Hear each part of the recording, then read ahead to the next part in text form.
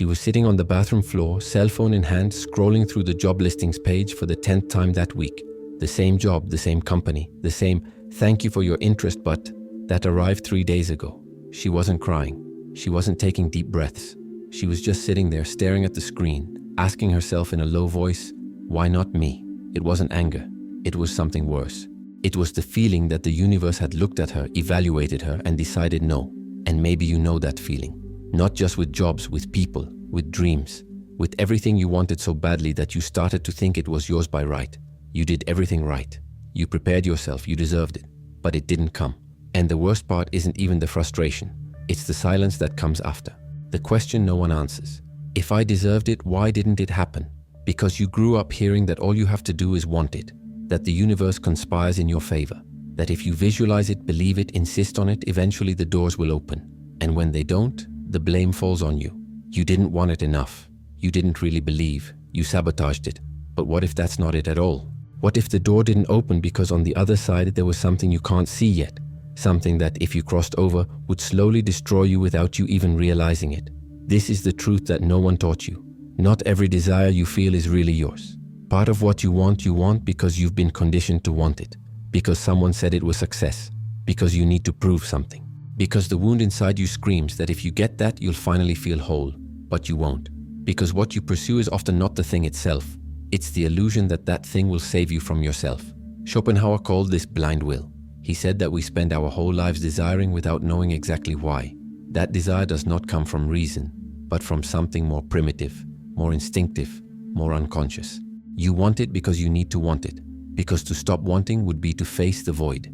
And the void is more frightening than frustration. So you keep going. You insist. You knock on the same door, send the same resume, go back to the same person, repeat the same pattern. And when the universe says no to you, you don't hear a redirection. You hear a condemnation. I'm not good enough. But what if the no isn't about you? What if it's about the path? What if life is preventing you from entering into something that seems good, but that in fact would just be another way for you to lose yourself?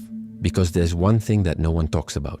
Sometimes the greatest act of love the universe can have for you is to prevent you from getting what you want. Not because you don't deserve it, but because you don't yet know where it would lead you. And maybe, just maybe, you need to be thankful for the no's that saved you from yourself. The cruelest part of frustration isn't the no, it's what comes before it. The absolute certainty that you need it. That without that person, that job, that change, you won't be happy. You won't be complete. You won't be anyone. And the more you feel this, the more desperate the desire becomes. It ceases to be a desire and becomes a need. It ceases to be a choice and becomes an obsession. Do you know when it started? When you were taught that wanting is power, that dreams are sacred, that giving up is failure, that persistence is a virtue. And all of this sounds beautiful, inspiring, even motivational, until you realize that this belief has turned you into a hostage of your own desires. Because now you can no longer not want. You can't give up without feeling like a coward. You can't accept a no without feeling defeated. You have become a slave to your own will. And worst of all, you don't even know where this desire comes from anymore. Do you want that job because it's really what you love? Or because someone told you that it's success? Do you want that person because they compliment you? Or because you need to prove that you are worthy of being loved? Do you want that change because it brings you closer to who you are? Or because you are running away from who you have become? Schopenhauer had a brutal theory about this. He said that human desire is blind. That we don't desire in order to be happy. We desire because it is in the nature of desire to desire. It's an endless cycle. You want something, you get it, and immediately you start wanting something else. Because desire is never satisfied. It just shifts. And as long as you think that fulfilling all your desires will bring you peace, you will live in a race with no finish line. It's like that feeling of always being almost satisfied. You get the promotion, but you're already thinking about the next one. You win over the person, but you're already wondering if there might be someone better. You buy what you wanted, but in 2 weeks it's no longer fun, because the object of desire was never really the object. It was the feeling of desiring, the expectation, the promise that when you get it, then you'll be complete. But you never are, because completeness doesn't live in things, it lives in the absence of need. And you weren't taught to live without need. You were taught to multiply it. There's an image that illustrates this in a visceral way. Have you ever seen someone eating too fast, almost without chewing, just swallowing, as if afraid that the food would run out? It's not hunger, it's craving. It's desperation disguised as appetite. And that's exactly how you've been treating your desires. You're not choosing, You're drowning in wanting. And life, realizing this, sometimes needs to take the plate away from you before you suffocate. Because there's a huge difference between wanting and needing. You want many things, but how many of them do you really need? How many of them will do you good? How many of them are just disguised versions of the same wound asking to be healed? Do you want that relationship, or do you want to not feel alone? Do you want that job, or do you want to not feel invisible? Do you want that achievement, or do you want to not feel small? And modern culture doesn't help at all. It bombards you with the idea that you can do anything, that you deserve everything, that any limit is an injustice. Social media shows everyone achieving, traveling, loving, shining, and you, on the other side of the screen, feeling like you're behind, that you're losing, that you need to catch up. So you start wanting things not because you want them, but because you have to. Because everyone else has them, so you have to have them too. Because if you don't get them, you're nobody. But no one taught you that wanting everything is the fastest way to have nothing. Because you stop choosing and just start accumulating. You stop living and just start wanting. And the more you want, the less you feel. Because constant desire numbs you. It keeps you too busy to feel the emptiness. And that's what you've been doing. Using desire as an escape, as a distraction, as an excuse not to look inside and ask, who am I when I'm not wanting anything? The Stoic philosopher Epictetus said, "It is not things that disturb us, but the opinions we have about them." And the most dangerous opinion you can have is to think that your desire is an absolute truth, that if you want it, it must happen, that if it didn't happen, the universe is wrong. But what if the universe is right? What if it knows something that you, blinded by desire, cannot yet see? There are people who spent years longing for a relationship that, when it finally happened, turned into a prison. There are people who fought for a job that, when they got it, turned into exhaustion. There are people who achieved everything they wanted and at the height of their fulfillment realized they were living someone else's life. Because desire is not always true. Sometimes it's just noise. And you confuse the noise with the voice. And you know what's scarier? You can spend your whole life chasing something, and when you finally get it, realize that it wasn't yours. That you only wanted it because someone said it would make you important. Because society values it. Because your family expected it. Because you needed to prove something to someone who, deep down, doesn't even care anymore. And then you look back and see all the time you wasted. All the doors you didn't walk through because you were busy knocking on one that should never have been yours. So before you suffer for what didn't come, it might be worth asking, do I really want this, or do I just want to stop feeling this loss? Because there's a huge difference between seeking something that completes you and seeking something that distracts you from realizing that you're already broken. And sometimes the universe protects you from just that, from using achievements as band-aids, from confusing fulfillment with anesthesia. You were taught that every desire is legitimate, but no one told you that some of your desires are traps. Traps that you yourself set without realizing it, so you wouldn't have to look at the real pain. And as long as you don't see this, you'll keep knocking on the same door, asking to come in, without realizing that life is trying to save you from yourself. Because desire, when unchecked, becomes tyranny. And the tyranny of desire turns you into someone who is never satisfied, never present, never here. You are always in the future, in the when I get it, in the if I have it. And life passes you by. And you don't live. You just want. And that's the price of believing that happiness is an achievement. You forget that happiness sometimes is just stopping wanting. So why do you come back? Why, even after suffering, even after realizing that it wasn't good, do you continue to desire exactly the same kind of thing? The same dynamic? The same person? Or someone identical to them, just with a different name? The same mistake, just in a different guise? It's as if something inside you insists on taking you back to the place that hurts you the most. Freud called this compulsive repetition. And no, it's not masochism. It's not stupidity. It's something much more disturbing. It's the unconscious trying to heal an old wound by repeating the trauma. It's as if your psyche believes that if you relive that situation just one more time, this time you'll get a different ending. This time you'll be loved. This time you'll be chosen. This time you will prove that you deserve it, but you won't. Because the problem isn't in the situation. It's in you. In the wound that was never healed and now controls your choices without you realizing it. You don't choose what you want, you choose what is familiar. And what is familiar is almost always exactly what hurt you in the past. Have you noticed how some people only fall in love with those who are unavailable? That they are only attracted to those who are distant, ambiguous, emotionally inaccessible? It's no coincidence. It's because back then someone important was like that too. And the child inside her learned that love is this. It's having to fight. It's having to prove yourself. It's having to deserve it. So when she finds someone who loves her calmly, without games, without drama, she doesn't recognize it as love. She recognizes it as boredom. And she leaves. Because what she wants deep down is not to be happy. It's to finally be chosen by someone who resembles those who never chose her. Or there's that person who only feels valued in environments where she is constantly challenged, where she is never enough, where she has to prove herself all the time. She complains, she suffers, she says she wants to leave. But when an opportunity arises where she would be respected, recognized, treated with dignity, she makes up excuses. She stays, because deep down she hasn't learned to feel worthy without deserving it, without suffering, without sacrificing. So she unconsciously seeks out exactly the kind of place that makes her feel the way she always has, inadequate. That's compulsion. It's not rational, it's not logical. It's an unconscious force that pushes you back to the norm. Because the norm, even though it's painful, is familiar. And the brain prefers known suffering to the risk of the unknown. It prefers familiar pain to the possibility of something genuinely different. Because different is scary. Because different requires you to be someone else. And you don't know who that person would be yet. Think of a child who grew up in a home where love was accompanied by shouting, where affection was rare but demands were constant, where she had to be perfect to be noticed. That child will not grow up seeking tranquility. She will grow up seeking intensity, because that is what she learned to call feeling something. So as an adult, they will feel alive precisely in chaotic relationships, in unstable dynamics, in environments where they need to prove their worth all the time. And when someone treats them well, without demanding anything, they will feel that something is missing, because what is missing is pain, and they have confused pain with connection. Freud also spoke of something even darker, the death drive. It is not literally a desire to die, it is an unconscious impulse to return to a state of less tension, less complexity, less existence. It is as if part of you is constantly trying to erase yourself, and this manifests itself in self-destructive choices, in relationships that drain you, in jobs that exhaust you, in the promises you make to yourself and break again and again and again. You don't want to destroy yourself, but something in you is trying to shut you down. And that something uses your desires as a tool.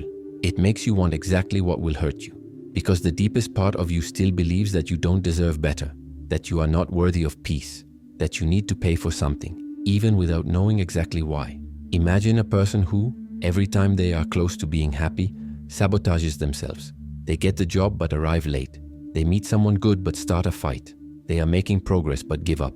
And they don't do this out of malice. They do it because unconsciously they don't recognize happiness. They only recognize struggle. So when the struggle ends, they create another one. Because without struggle, they don't know who they are. And there's another aspect of compulsion that is devastating. You repeat not only situations but also roles. If you grew up being responsible for someone else's happiness, you will seek out relationships where you need to save the other person. If you grew up being invisible, you will seek out spaces where you need to shout to be noticed. If you grew up feeling like you were never enough, you will seek out contexts where there is always something more to prove. Because you are not seeking new experiences, you are seeking to confirm what you already believe about yourself. And that's why you go back. Not because it's good, but because it makes sense to who you have learned to be. And changing your desire would require changing your identity. And that scares you more than continuing to suffer. Because at least in suffering you know who you are. You know the script, you know the ending. But what if you choose differently? What if it works? Who would you be then? Someone you don't recognize. And that, to the unconscious, is more threatening than pain. And that's when the universe's no starts to make sense. Because maybe what you wanted so badly, and didn't get, was just another repetition. Just another turn in the same cycle. Just another attempt to heal the wound using the same knife that cut you. And life, realizing this, stopped you. Not because you didn't deserve it, but because you deserved more than repetition. The universe didn't punish you. It interrupted the pattern. It put an obstacle between you and your compulsion, and you felt it as rejection. But maybe it was the opposite. Maybe it was the first time that something or someone protected you from yourself, from choosing again exactly what will break you, because you already know how it ends. You've lived this story before, and it never had a happy ending. But you insist. You go back. You ask for another chance. And the universe, instead of giving it to you, holds you back, and you call that cruelty. But what if it's love? What if it's the only way to make you stop and realize that you don't need to relive the trauma? You need to heal it. And healing begins right here, when you stop fighting the no and start asking yourself why you wanted it so badly. When you look back and realize how many times you've wanted the same thing under different names. When you finally accept that the problem isn't the universe denying you, it's you continuing to ask for what you already know hurts you. So maybe the no was never about you not being good enough. Maybe it was about that not being good enough for you. Because there's a huge difference between not getting something and being prevented from entering something that seemed right but was actually just familiar. And the familiar, as you've seen, isn't always the best. Sometimes it's just the closest thing to the pain you already know. Think about how many times you wanted something so badly that you didn't even stop to ask why. You just knew you needed it, that without it you wouldn't be complete. And when it didn't come, you felt like a failure, as proof that you didn't deserve it. But what if the universe was holding you back? What if it was preventing you from entering a version of your life that on the outside seemed perfect, but on the inside would slowly drain you? Some people have spent years trying to get back into a relationship that ended, crying, insisting, feeling that that person was the one. And when they finally gave up years later, they found someone who truly loved them and realized with a start that what they had called love before was just attachment. It was just fear of being alone. It was just the need to be validated by someone who never really saw them. What if that relationship had come back? She would have lost the chance to know what it was like to be loved without having to beg for it. Or that person who fought for a specific job. She had 3 or 4 interviews, she came close, and she wasn't called. And she spent months feeling rejected, incompetent, invisible, until she accepted something else, something that wasn't even the original plan. And in that plan B, she discovered a version of herself she didn't even know existed. She found out she was good at things she had never tried, that she liked environments she had never considered. And she looked back and thought, what if I had gotten that job? I would never have gotten here. Because no isn't always a closed door. Sometimes it's a detour, a redirection, a necessary interruption on the path you thought was right, but which in fact would only lead you to a lesser version of yourself. And the universe, seeing this, held you back. It took you off course. It forced you to look the other way. And you called it cruelty, but it was protection. The Stoics had an interesting view on this. They believed that not everything that happens to you happens for you, but that you can always choose what to do with what happens. And part of that choice is accepting that there are things that don't depend on you, that there are greater forces at work, that you don't always know what's best, and that resisting what is just because you want what should be is the quickest way to lose yourself. Marcus Aurelius, emperor and Stoic philosopher, said, "The impediment to action advances action. What stands in the way becomes the way." In other words, the obstacle is not the enemy, it is the way.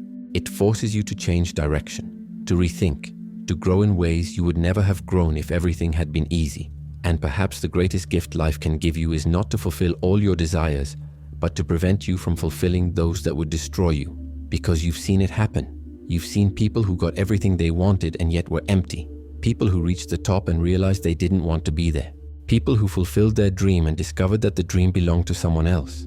And these people didn't fail because they succeeded. They failed because they succeeded at the wrong thing.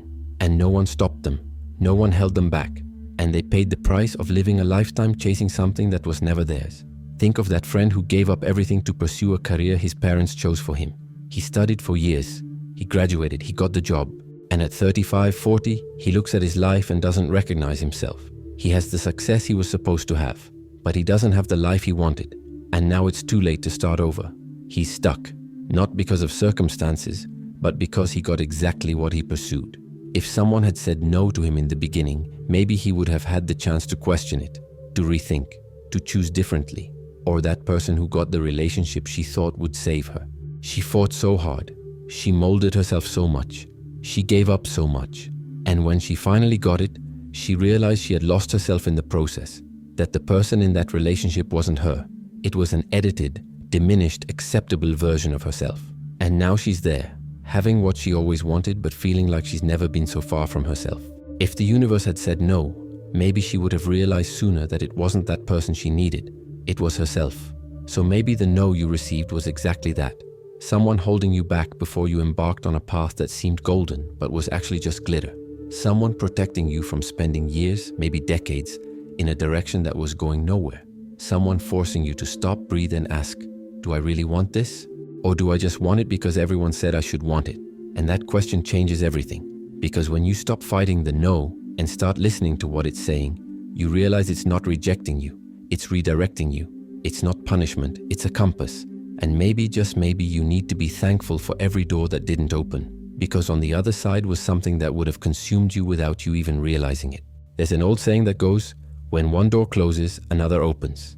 But what no one tells you is that sometimes you spend so much time banging on the closed door that you don't even notice the open one. You stand there insisting, forcing, trying to break in, while next to you, silently, there is a clear path, but you don't see it, because you still believe that that door was the right one, that that was destiny, and you confuse destiny with stubbornness. And the universe isn't going to yell at you. It's not going to drag you by the hand. It's just going to keep closing doors. And you can interpret that as rejection, as malice, as proof that nothing works out for you. Or you can interpret it for what it really is. An invitation to look around, to realize that you were so obsessed with one possibility that you ignored all the others. And that maybe, just maybe, what you really need isn't where you're looking. Because the harshest truth is this: you don't know what's best for you. You think you know. You're sure. But certainty isn't wisdom. It's just a lack of humility to admit that you might be wrong. And as long as you don't accept that you may be chasing the wrong thing, you will continue to suffer from the no's. You will continue to feel wronged. You will continue to think that the problem lies in the universe, when in fact the problem lies in your inability to let go of what is not yours. But how can you know? How can you distinguish between a legitimate desire and a disguised compulsion? Between something you really want and something you only think you need because the wound inside you is screaming? Because there's a huge difference between seeking something that completes you and seeking something that fills the void.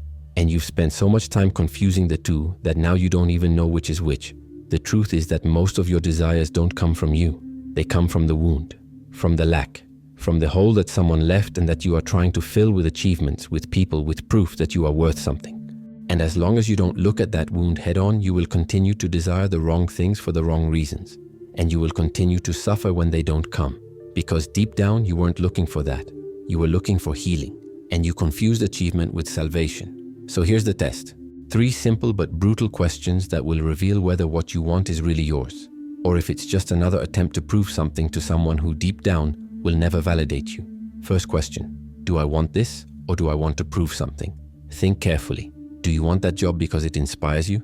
Because you wake up excited just thinking about what you're going to do? Or because you need to show your family that you've made it? Do you want that person because they make you feel at home? Because being with them is easy and real? Or because you need to prove that you're worthy of being loved? Do you want that achievement because it brings you closer to who you are? Or because you need to compensate for something you think you lack? If the answer has the word prove in it, it's over. It's not desire, it's a wound. And wounds are never healed by achievement, only by acceptance. Because there are people who spend their whole lives trying to prove to their parents that they deserve to be loved. So they achieve, they stand out, they do everything right. And deep down they're waiting for their parents to look at them one day and say, "I'm proud of you." But they don't say it, because they never will. Because the problem was never that they weren't good enough. It was that their parents couldn't see it. And they spent their whole life trying to be seen by people who never knew how to look. Or there's that guy who wants financial success not because he loves what he does, but because he grew up poor and now needs to prove that he's no longer that kid who was ashamed to say where he lived. So he works himself to exhaustion. He accumulates. He flaunts, and inside he still feels small, because money doesn't erase shame, it just distracts from it. So ask yourself, what are you trying to prove? And to whom? And what happens if you never manage to prove it? Will you cease to exist? Or will you finally realize that you never needed proof, just acceptance? Second question, does this bring me closer to or further away from who I am? Because there are things you want that if you get them will turn you into someone you don't recognize. You'll have to give up parts of yourself. You'll have to pretend. You'll have to mold yourself. And at first you even accept it. You say it's worth it. But over time you realize you're not living. You're just acting. And then you look in the mirror and you no longer know who is looking back at you. So ask yourself, if you achieve this, will you be more yourself or less? Will you expand or will you shrink? Will you grow or will you just fit in? Because if the answer is fit in, you don't want that. You're just afraid of not being accepted. Some people accept jobs that destroy them because they need social approval. Some people stay in relationships that diminish them because they're afraid of being alone. Some people live an entire life that isn't theirs because they were taught that being who you are isn't enough, that you need to be who others want you to be. And then they spend 20, 30, 40 years being someone else. And when they finally stop and ask themselves, who am I? There is no answer, because they lost themselves along the way, and they didn't even notice. So ask yourself again, does this bring you closer to yourself, or does it take you further away? And if it takes you further away, why are you still pursuing it? Third question, if I succeed, what comes next? This is the most important one, because most people pursue things without thinking about what happens after they achieve them. They think that achievement is the end, But it's not. It's just the beginning of something else. And if you don't know what comes next, you'll realize too late that you fought for the wrong thing. You want that relationship. Fine. But then what? After the initial passion passes, after the glow of the first few months fades, what's left? A real connection or just a need? You want that job. Great. But then what? After the novelty wears off, after you've proven what you needed to prove, will you still want to be there? Or will you realize that you only wanted the idea of it, not the reality? If you can't answer what comes next, it's because you're chasing an illusion. And illusions don't sustain life. They only exhaust it. Some people fight for years for a promotion. They get it. And 3 months later, they're unhappy. Because the promotion brought responsibility they didn't want, pressure they can't handle, a life they didn't ask for. But they didn't think about that before. They only thought about getting it.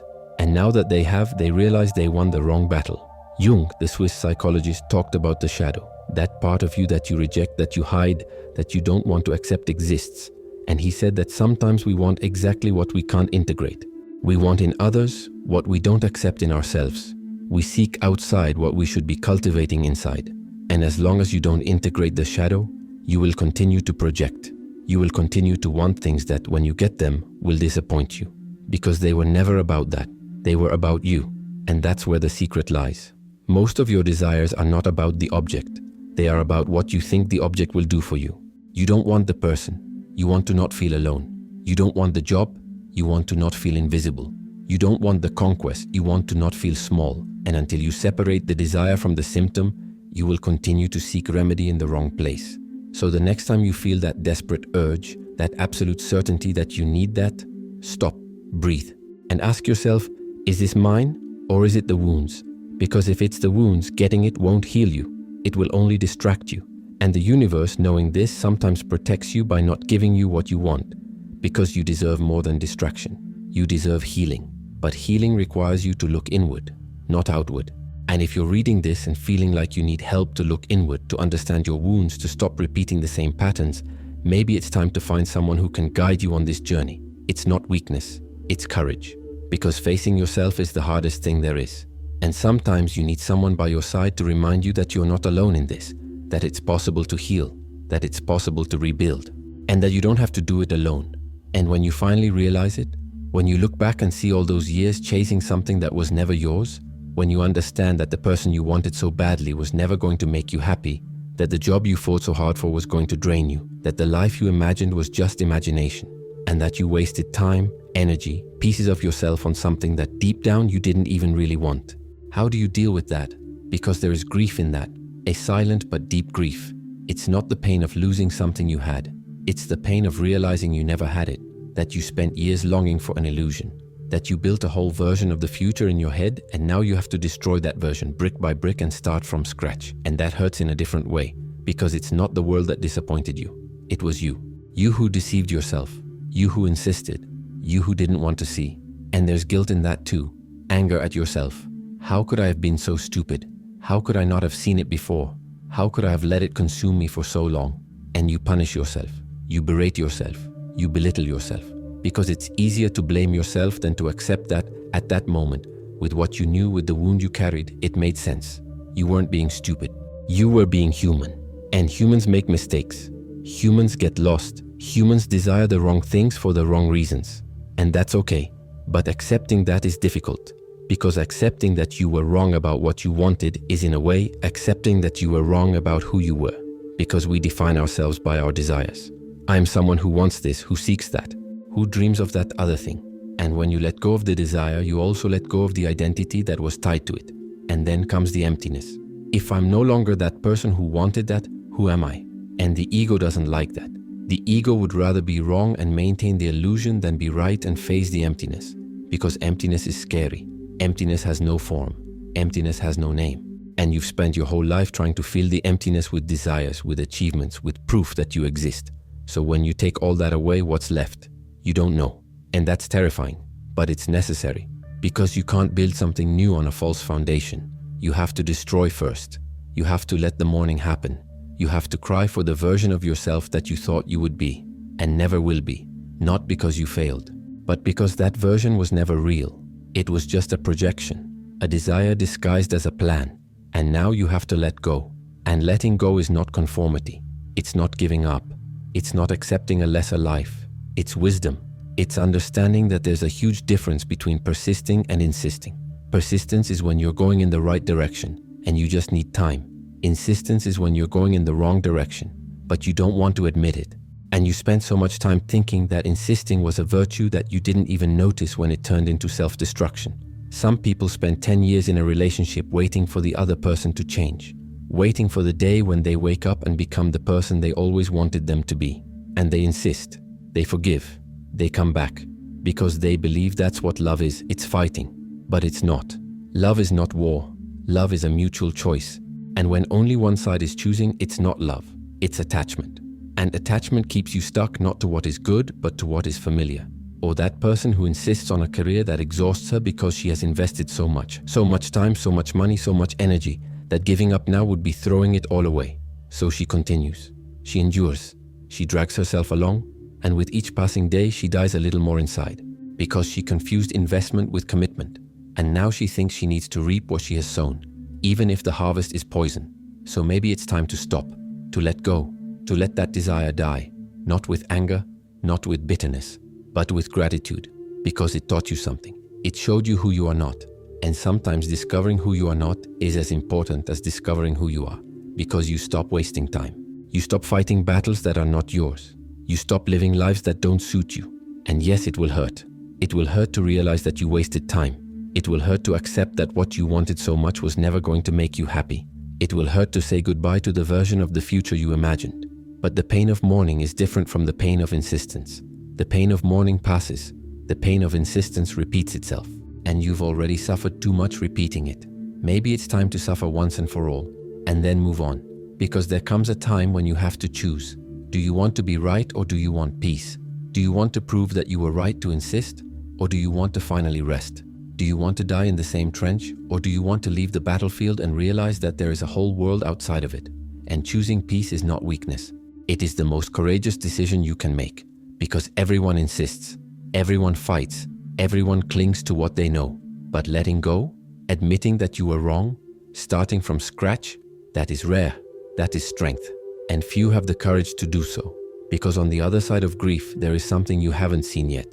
There is a version of you that doesn't need to prove anything, that doesn't need to conquer to exist, that doesn't need to fill the void because it has learned to inhabit the void. And that version is freer than any other you have ever been, because it doesn't depend on anything external to feel whole. It already is. But to get there, you need to go through this. You need to look at the desire you've carried for so long and say thank you, but I don't need you anymore. And let it go, without drama, without guilt, just with the quiet acceptance of someone who finally understood that not everything you want is for you. And that's okay, because you don't need everything. You only need what is true. And what is true never escapes you. It never demands proof. It never makes you beg. It simply is. And when you're ready, it will be there. What if you didn't need anything? What if you woke up tomorrow and realized that all those things you thought were essential, recognition, validation, achievement, proof that you are worth something, were not essential at all? That you were fighting for things that were never necessary? That you were killing yourself to achieve something that deep down only existed because you believed that without it you were nobody? This is the most brutal and at the same time the most liberating revelation. You don't need anything external to be whole. You already are. You always have been. But you were taught otherwise. You were taught that you are an unfinished project, that you need to achieve, deserve, prove, that your existence only has value if it is accompanied by results. And you believed it. And you spent your whole life chasing things to fill a void that never existed, because you were never empty. You just believed you were. And that belief destroyed you, because it turned you into someone who never rests, who is never satisfied, who never allows themselves to just be. You always need to be doing, achieving, proving. Because stopping means facing the possibility that without all that, you are nothing. And that is too scary. So you don't stop. You keep going. And you exhaust yourself. And you call it life. But it's not. It's survival. It's a meaningless race where you are always running away from yourself. And the universe, seeing this, sometimes needs to hold you back. It needs to take you out of the race. It needs to force you to stop. And you call that failure. But it's the opposite. It's the only chance you have to realize that you don't need to run, that you never did, that the finish line you imagine doesn't exist, and that you are free to simply live. The Stoics had a beautiful concept for this. Amor fati, love of fate, love of what is, not as passive resignation, but as active acceptance, as the ability to look at your life, with everything that went right and everything that went wrong, and say, this is mine, and it's all right. Not because everything was perfect, but because everything was real. And the real, even when it hurts, is better than the illusion. Because the illusion promises that you will be happy when you achieve it, when you conquer it, when you prove it. But the when never comes. Because each achievement only reveals another lack. Each proof only reveals another insecurity. And you spend your whole life postponing happiness to a future that never materializes. Meanwhile, the present passes, and you don't live, you just wait. And there's something cruel about that. You already had everything you needed to be happy, but you didn't realize it, because you were looking at what was missing. You had people who loved you, but you were busy chasing after those who didn't want you. You had opportunities, but you were blinded by what didn't work out. You had moments of peace, but you were anxious for the next goal. And now, years later, you look back and realize you wasted the life you had waiting for the life you thought you should have. And accepting no is not giving up on yourself. It's not giving up on wanting. It's not settling for a colorless life. It's something much more subtle and much deeper. It's discerning. It is learning the difference between what you really want and what you think you should want. Between what expands you and what compresses you. Between what brings you closer to who you are and what takes you further away. And when you learn to discern, you stop fighting reality. You stop demanding that the world be different from what it is. You stop punishing yourself for not being who you imagined you should be. Schopenhauer, that pessimistic philosopher you met at the beginning, had a solution for the suffering caused by blind desire. He called it denial of desire. And no, it's not about becoming a monk and renouncing everything. It's about stopping letting desire control you. It's about realizing that you are not your desires, that you can want things without needing them, that you can live without constantly trying to fill a hole that doesn't exist. And when you reach that point, something changes. You stop seeing the no's in life as personal rejections. You start to see them as information, as signs that this path is not yours. And instead of insisting, you are grateful, because you finally understand that the universe is not conspiring against you. It is conspiring for you. It is trying to show you something that you, blinded by desire, cannot yet see. There is immense freedom in this, because when you stop needing, you stop being afraid of losing. When you stop depending on external things to feel whole, you can finally choose, not out of desperation, but out of genuine desire.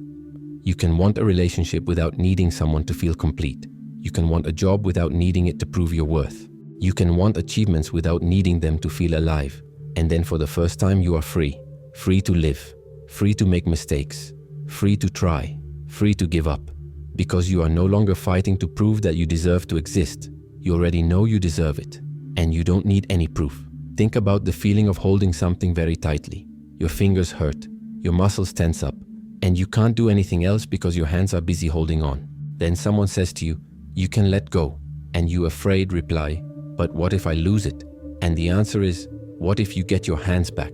Because that's what happens when you let go of what isn't yours. You don't lose. You free yourself. And your hands, finally free, can hold what really matters. So the next time life says no to you, take a deep breath. And instead of asking, why not me? Ask, where is this taking me? Because maybe no isn't the end. Maybe it's just a curve in the road. And you, who were so obsessed with going straight, didn't realize that the beauty was right there in the curve. That your destination wasn't where you thought it was. That you needed to get lost in order to finally find yourself. And maybe in the end, the greatest gift the universe can give you is not to fulfill your desires, but to teach you to live without needing them to be fulfilled. Because then, when they come, and some will come, you will receive them with gratitude, not relief. You will appreciate them, not depend on them. And you will know deep down that you didn't need that to be whole. You already were. So look back. Look at all those moments when you wanted something and didn't get it. Those doors that didn't open. Those people who didn't stay. Those plans that fell apart. And now, with everything you already know, ask yourself again, what if none of that was meant for me? Not because you didn't deserve it, but because you deserved something different. Something you couldn't see yet. Something that would only reveal itself if you stopped insisting on what wasn't yours and started paying attention to what was already around you. Silent, waiting for you to finally look. Because the universe doesn't speak loudly. It speaks in whispers, in signs, in doors that close and others that open. And you, who spent so much time knocking on the wrong door, didn't hear, didn't see, didn't feel, because you were convinced that that was the right door. And when it didn't open, you felt rejected, betrayed, wronged. But what if it wasn't rejection? What if it was redirection? What if the universe was trying to save you from yourself, from entering a place that seemed bright but was empty inside, from attaching yourself to someone who would never truly see you, from building a life that wasn't yours? There is an old story about a man who asked God to give him everything he desired, and God, instead of granting his wish, prevented him from getting it. And the man was furious. He thought God had abandoned him. Until years later, he looked back and realized that every no had protected him from disaster, that every closed door had prevented him from entering a dead end. And he finally understood. It wasn't abandonment, it was love. And maybe that's what you need to understand too, that the no's you received did not come from cruelty. They came from care, because the universe knows you better than you know yourself. It sees what you don't yet see. It knows what you don't yet know. And it, in its own way, is trying to guide you. But you need to stop fighting. You need to stop demanding. You need to stop thinking you know better, because you don't. You never did. And that's okay. Not knowing is human. Making mistakes is human. Wanting the wrong thing is human. But insisting, after you've already seen that it doesn't work, is self-destruction. And maybe it's time for you to choose differently. And choosing differently isn't easy, because choosing differently is admitting that you were wrong. It means letting go of the illusion. It means accepting that you don't have control over everything. It means trusting in something greater than your will. And that's scary, because you've spent your whole life trying to control, trying to force, trying to make it happen. And now you need to let it happen. And that requires faith, not in the religious sense, but in the existential sense. Faith that you don't need to understand everything. Faith that you don't need to have all the answers. Faith that you can simply trust that life knows what it's doing. And when you trust, something changes. You stop suffering so much. You stop resisting so much. You stop fighting so much. Because you finally understand that the problem was never the universe denying you. The problem was you not accepting what it was trying to give you. Some people have spent years waiting for a specific opportunity. And when it didn't come, they felt defeated. Until one day they looked around and realized that other doors had opened. Doors they ignored because they weren't that door. And they understood. The universe wasn't denying you. It was offering you something different. But you were too blind to see it.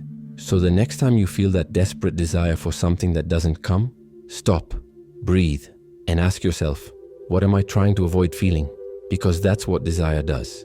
It distracts you from the pain. It keeps you busy so you don't have to look inside. And as long as you don't look, you'll keep wanting.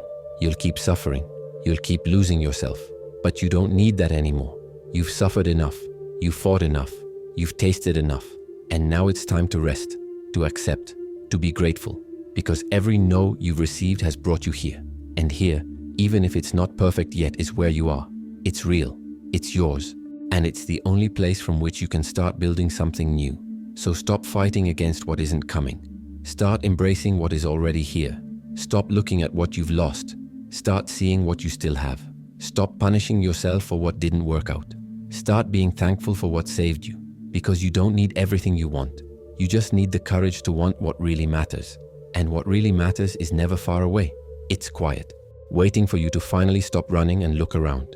There is a huge difference between giving up and discerning. Giving up is when you stop because you are tired, defeated, hopeless.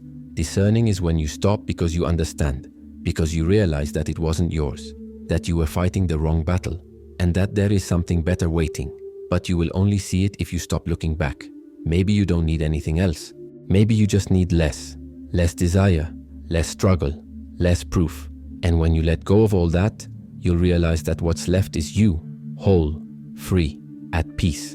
And that's the greatest achievement of all. It's not getting what you want. It's discovering that you don't need it. Because in the end, the universe doesn't say no to punish you. It says no to redirect you, to protect you, to show you that there is another way, a way you weren't seeing because you were too busy insisting on what wasn't yours. And when you finally accept that, when you finally let go, you realize, no wasn't the end. It was the beginning of a version of yourself that doesn't need to prove anything, that doesn't need to conquer in order to exist. That simply is. And that in the end is everything. Now I want to hear from you. What was the no in your life that looking back today, you realize was a form of protection? Tell me in the comments. If you've made it this far, you've already taken a step beyond most people. You watch the videos. You reflect on each idea. Remember, success is a decision. The choice is yours. Count on me and follow the white rabbit.